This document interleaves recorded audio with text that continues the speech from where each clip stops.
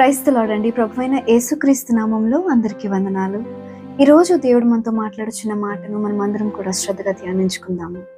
మరి లాస్ట్గా మీరు ఎప్పుడు మీ జీవితంలో రేపటిని గురించి చింతించారు?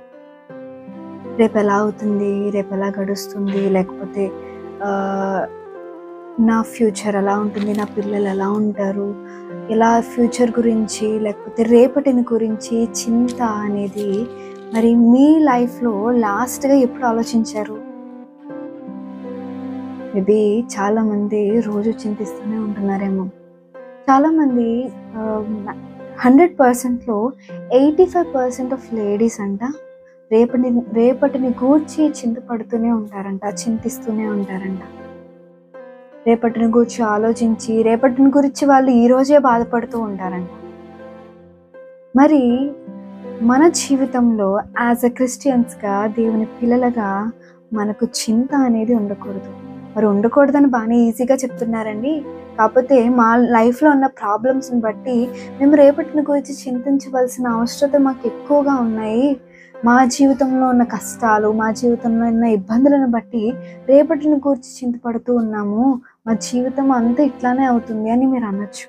ఈజీగా చెప్పేస్తారు, కానీ దాన్ని క్రియల రూపంలో దాల్చడం చాలా కష్టం అని అనొచ్చు. అఫ్కోర్స్ అది నిజంగానే కష్టం. రేపటిని గురించి చింతించద్దు అంటే మన యొక్క ప్రాబ్లమ్స్ని బట్టి ఖచ్చితంగా ఆలోచనలు, ఆ బాధలు బట్టి మనకి ఖచ్చితంగా అటువంటి ఆలోచనలు వస్తూ ఉంటాయి, బాధపడుతూనే ఉంటాం. కానీ ఒకటి మాత్రం నిజమండి, రేపటిని గురించి చింతించడం వల్ల ఈరోజు మనకున్న ఆనందం పోతుంది. రేపటిని గురించి చింతించడం వల్ల మన జీవితంలో ఉన్న పీస్ని కోల్పోతాం. రేపటిని గురించి చింతించడం వల్ల మనకున్న ఆరోగ్యాన్ని కోల్పోతాం.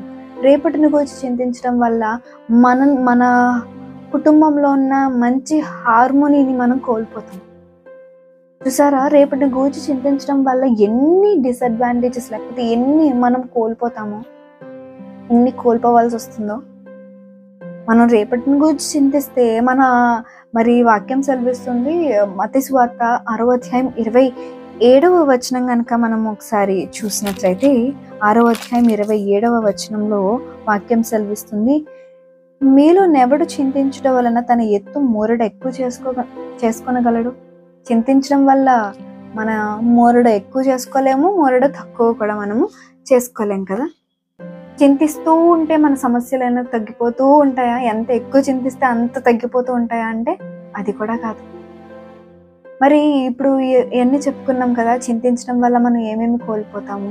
నిజంగానే ఇవన్నీ కోల్పోవాల్సి వస్తుంది చింతించడం వల్ల. ఏమి తిందుమా, ఏమి త్రాగుదుమా, ఏమి ధరించుకుందామా అని ఎప్పుడు మనము చింతించుకోము.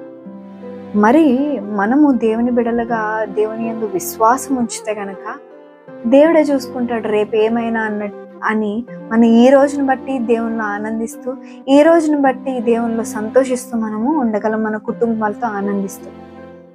రేపటిని గురించి చింతిస్తూ ఉంటే ఈ రోజు ఆనందం కోల్పోతుంది, రేపటి గురించి చింతాలనే ఉంటూ ఉంటుంది.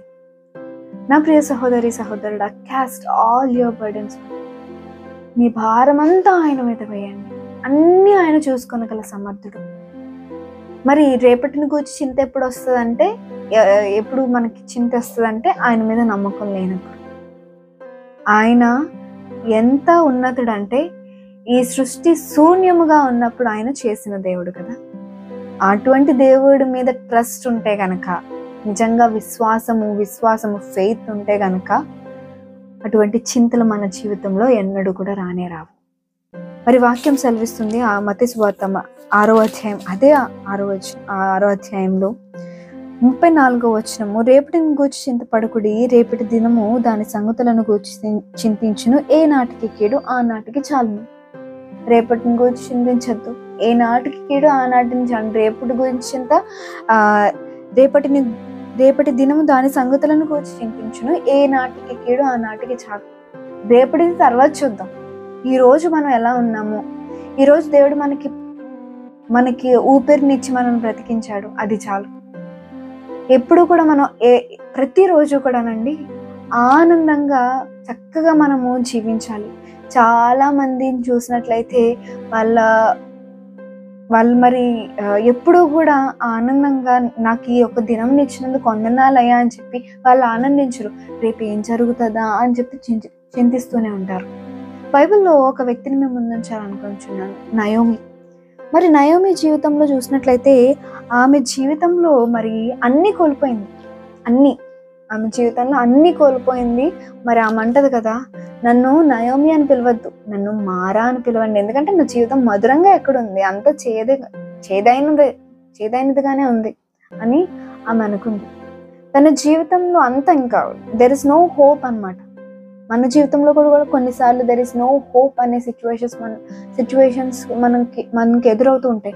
అటువంటి పరిస్థితుల్లో మనం ఒకటి జ్ఞాపకం చేసుకోవాలి, మన జీవితాల్లో కూడా మారా అనుభవాలు ఉండొచ్చు, కానీ దేవుడు దాన్ని మధురంగా మారుస్తాడు. మరి నయోమి జీవితంలో అన్నీ కోల్పోయింది, సమస్తము అన్నిటిలోని కూడా ఏమీ లేదు ఇంకా హోప్. కానీ దేవుడు ఆమె యొక్క జీవితాన్ని ఆనందంగా మార్చాడా? అన్ని హోప్ లేని సిచ్యువేషన్ నుంచి దేవుడు హోప్ ఇచ్చాడు. తన జీవితాన్ని చాలా ఉన్నతంగా ఆశీర్వాదకరంగా దేవుడు ఉంచాడు. కోల్పోయిన ఆనందాన్ని దేవుడు తనకి ఇచ్చాడు. మన యొక్క జీవితంలో కూడా మేబీ ప్రాబ్లమ్స్ ఎవరికి ఉండవండి, అందరికీ ఉంటాయి కదా ప్రాబ్లం లేని వ్యక్తి ఎవరు ఉండరు ఈ లోకంలో. మరి ఆ ప్రాబ్లమ్స్ ఉన్నాయి అని చెప్పి మనం చింతించకుండా, మరి నిజంగా ప్రాబ్లమ్సే మనల్ని దేవుని దగ్గరికి తీసుకెళ్తాయి తెలుసా అండి. ప్రాబ్లమ్స్ని బట్టి we should thank God for the problems that we are having.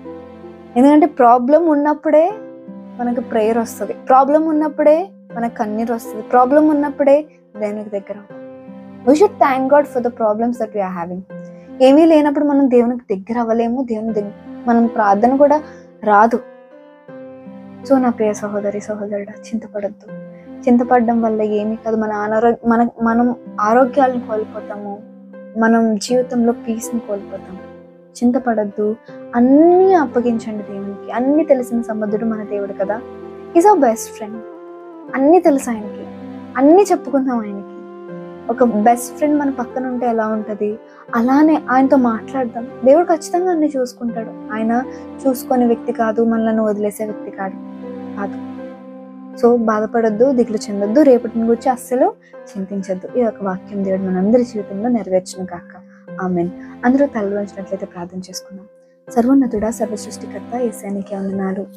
ఈరోజు మీరు మాతో మాట్లాడిన వాక్యం బట్టి నీకు స్తోత్రములు. మేము చింతపడకుండా ప్రభువా, రేపటిని గురించి చింత లేకుండా మమ్మల్ని దీవించండి, ఆశీర్వదించండి ప్రభు. నీ యొక్క కృపగల హస్తానికి ప్రతి ఒక్కరిని అప్పగిస్తున్నాను. ఈ యొక్క వాక్యం మీరు ఇచ్చిన ప్రతి ఒక్కరిని పేరు పేరున నీవే దీవించి ఆశీర్వదించమని అడుగుచు ఈ యొక్క ప్రార్థన యేసుక్రీస్తు ఘనమైన నామములో ప్రార్థించి అడిగి వేడుకుంటున్నాం తండ్రి. ఆమేన్. God bless you. Have a blessed day.